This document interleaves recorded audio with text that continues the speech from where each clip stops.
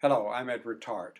This is the 27th in my series of weekly videos for friendlyatheist.com.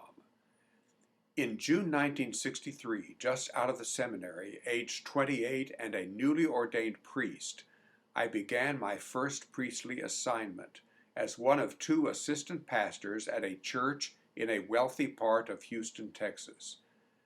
The other new assistant pastor I had known as a fellow seminarian, ordained to the priesthood a couple of years before me. He had spent 2 years at a parish church north of Houston, where the pastor would scarcely let him do anything except say Mass and hear confessions.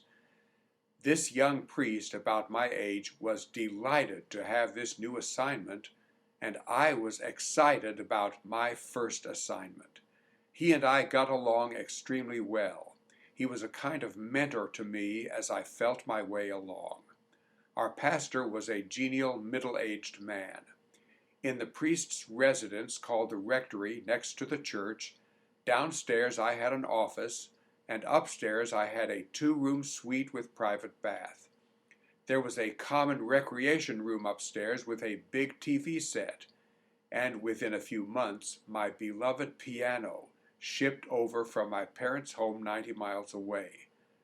Not the piano that you see now in my piano videos. 6.5 days a week we had a good cook, a good breakfast, a light lunch at noon, and a full dinner at 5 p.m. I understood that I must not eat anything for 2 hours before giving myself Holy Communion at Mass, or I might go to hell, or at least spend some time suffering in purgatory. And I understood likewise that I must eat smaller than usual breakfasts and lunches during the season of Lent, or suffer punishment after death. My room and board were all paid for by the people of the parish. My most important priestly duty was to say Mass every day, twice or 3 times on Sunday. I used what we all understood as my magical powers to change bread and wine into the real body and blood of Jesus.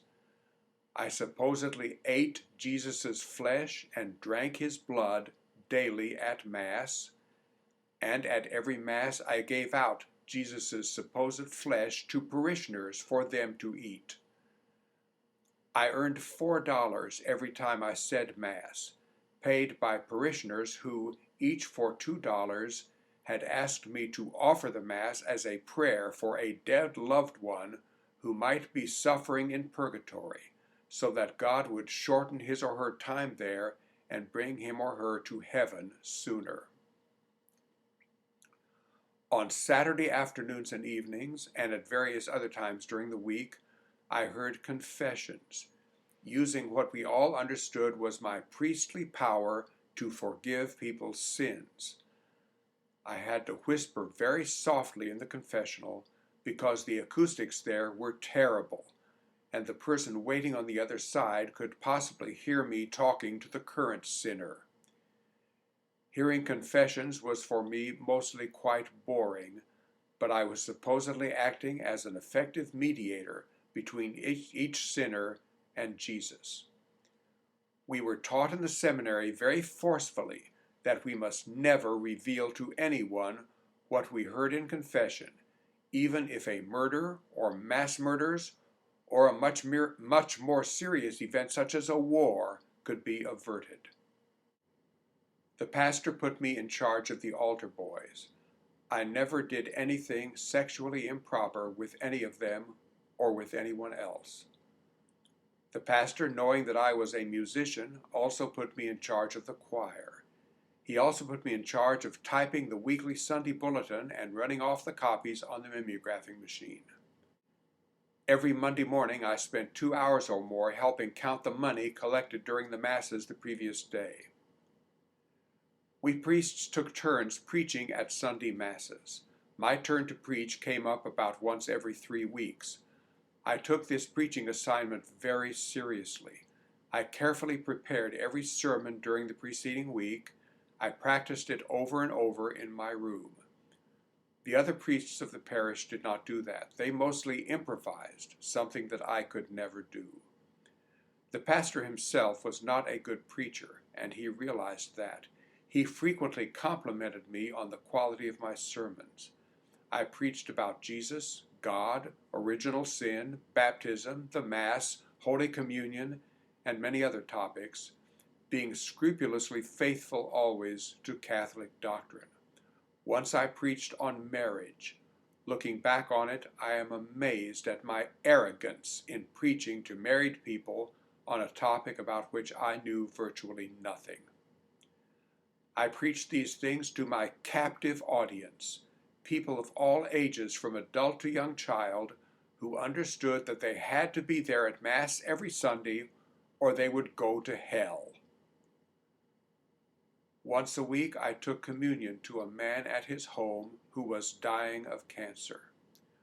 Once I went to a parishioner's home in the middle of the night to try to talk her out of killing herself, and apparently I was successful. I quickly became a respected member of the parish community. I had been told in the seminary that as a parish priest I would be extremely busy. I was not. I had plenty of time to mumble each day in Latin the 75 minutes of required priest's prayers known as the Divine Office, understanding that if I deliberately omitted even one day of those prayers, I would go to hell. We priests never discussed Catholic doctrine in our residence. Certain issues that are very important to me now that I am an atheist never came up in those priestly days. Issues such as the problem of suffering, the horribly evil God of the Bible, gay rights, evolution versus intelligent design, giving solid evidence that there is a God, that the Bible was divinely authored, that the Catholic Church has any legitimate authority whatsoever. I was in a religious bubble, a very special priestly bubble. 2.5 years into my priesthood, the bubble was penetrated slightly for the first time. Eventually, I escaped from the bubble. So did my fellow assistant pastor. Many of my fellow seminarians and priests escaped also. Others did not. Today, priests and other religious ministers and their followers are in religious bubbles. As I document in some of my YouTube videos, I have been trying to invade some of those bubbles. In those efforts, I often feel very frustrated. To all of you, thank you for watching this video.